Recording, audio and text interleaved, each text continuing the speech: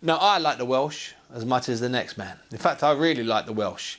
But I've just had 5 of them on in rapid succession. So enough of the Welsh, and thanks very much for being with me, my Welsh fans. And if you're also a boxing fan down in Wales, you might want to hang around because, well, there's something very special coming up now. There was a man in the 60s and the 70s who was arguably, thank you, one of the toughest fighters to ever put the gloves on.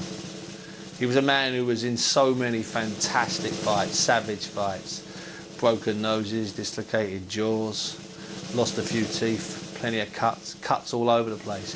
In fact, his manager, the famous Paddy Flood, said of him, he said he started out crazy, but he took so many punches, he's now straightened out. He went in a ring with Muhammad Ali, dropped Muhammad Ali. Yes, he dropped Muhammad Ali.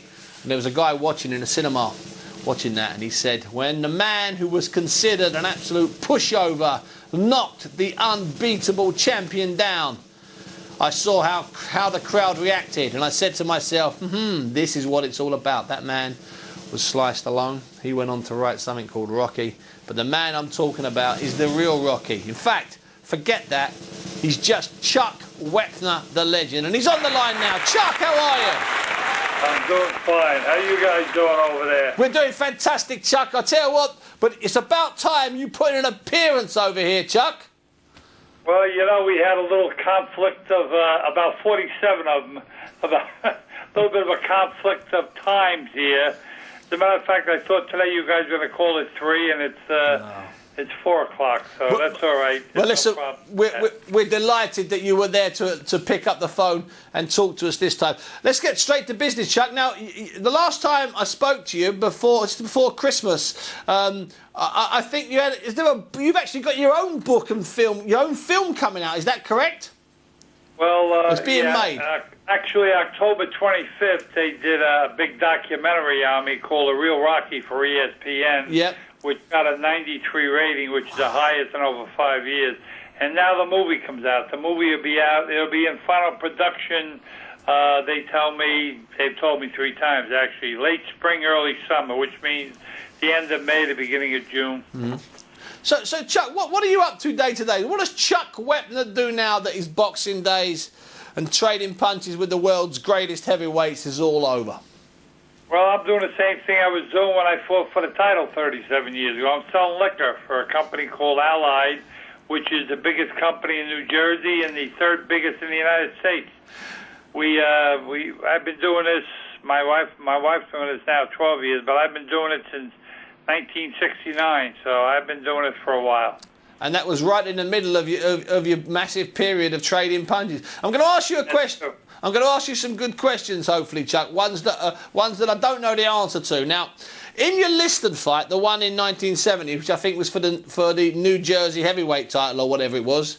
Now, can you tell me about that fight? One thing about that fight, because every time I read a different live report of the fight, they tell me you either had 58 stitches, 72 stitches or 120 stitches. So forget the journalists who were ringside.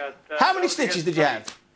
Yeah, that was against Sonny Liston in the Armory in Jersey City, and I was undefeated at the time. I figured I'd take a shortcut to a shot at the title and take on Liston, but I wasn't ready for him. Anyway, I went 10 rounds with him. It was a 10-round. They stopped it with 1 minute and 24 seconds to go. In the 10th round, I got 72 stitches, a broken nose, and a broken left cheekbone. But I have more than that sometimes on a Friday night hanging out with the guys. Hey, listen, and I know you're not joking. Now, in all fairness, Chuck, I mean, when you build up to going into the Ali fight in '75. I mean, looking at it, you know, you did meet some of the best heavyweights that were around at the time. Oh, yeah. In 1972, I beat Ernie Terrell for the NABA Heavyweight Championship, which was supposed to be one of the new world titles. It's supposed to be the National America's Heavyweight Champion of the world. They protested the decision, a 12-round decision, and I didn't get the title recognition until 5 years later. But yeah, I fought him. I fought Foreman. I went 10 rounds with Liston, 15 with Ali. I fought Hinkie. I fought Torres. I fought I fought Manuel Ramos in the Garden, the 5th ranked heavyweight in the world, right after the fight with Frazier. I fought 4 world champions and 5 guys ranked in the top 10. Yeah, you fought proper guys. Let's talk a bit, if we can, about that Ali fight. Where were you, and how did it come? How did your selection for that fight come about, Chuck? Where were you when you found out? Well, actually, I was ranked 8th in the world, and we took on a new promoter called Don King. I guess you guys heard of him. Yeah, we've seen him. I had won. I was on a winning streak, 9 bouts in a row, and he asked me to go out to Salt Lake City, Utah, to fight a guy named Terrible Terry Hinkey, who was ranked 5th in the world at the time. And That's was right.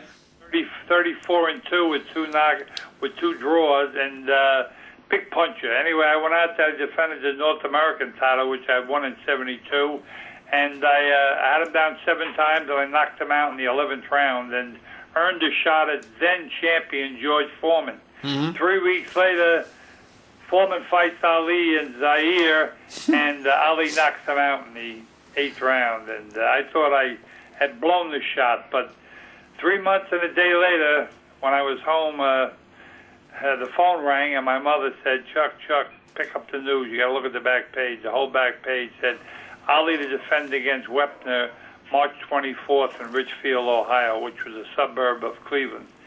And that's how the fight came about. I got my shot. Now, when you actually came face to face with him at press conferences and in the days and weeks and days before the fight, what sort of impression did you get of Muhammad, Chuck? I mean, how did he treat you? He treated me great. I loved him right from the start. You know, he was so alive, and let's face it, in them days, he was a man. You know, he kept boxing alive. He was fun, and he was crazy, and he used to say poems, and I wrote 2 of them myself. One was What's in a Word, and the other one is Goodbye, Ali. Hello, Chuck. And he said later on in his career, the reason he didn't give me a name like all those other guys, the Mummy, the Gorilla, this and that, was because he respected me, and I wouldn't be pulled into his game of. He wanted me to say some things about him and make it like a racial fight, and I wouldn't do that. And he respected that years later. Now, finally, Chuck, there's a story about a special treat you had planned for your wife and something that you bought her after the fight. Can you just clarify the story for me, Chuck? What's the truth?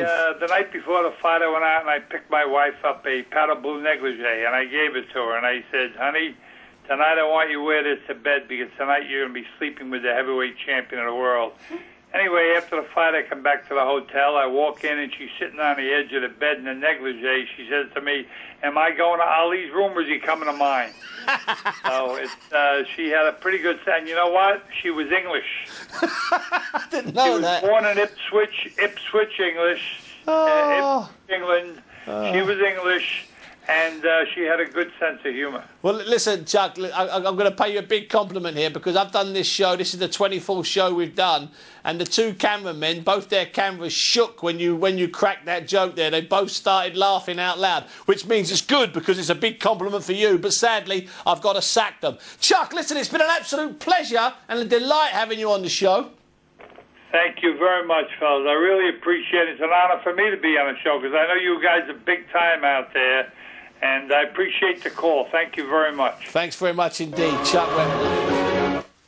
Big time. Chuck Wepner called me big time. I'm now going to get my coat and go because it doesn't get any better. I'm not really. Here's some ads. See you in a second.